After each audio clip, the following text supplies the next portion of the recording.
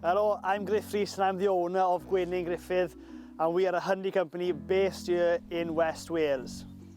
So we're a beekeeping mentor for Farming Connect, so we're going to help farmers diversify into beekeeping, whether they want beekeeping as an extra income for the farm producing honey, or they want to keep bees as part of a further diversification project.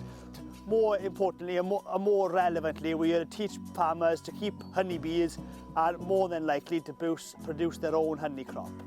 So I'm very passionate about honeybees. I think honeybees is one of the most important creatures on earth. In fact, they actually are. 1/3 of the food we eat is only available to us due to the honeybee, and that is through the way they pollinate crops and in fact pollinate food for us.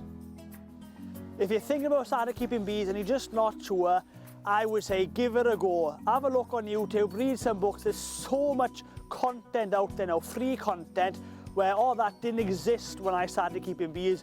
With how social media technology have moved on, you can really get an in-depth look now before you even open up a hive.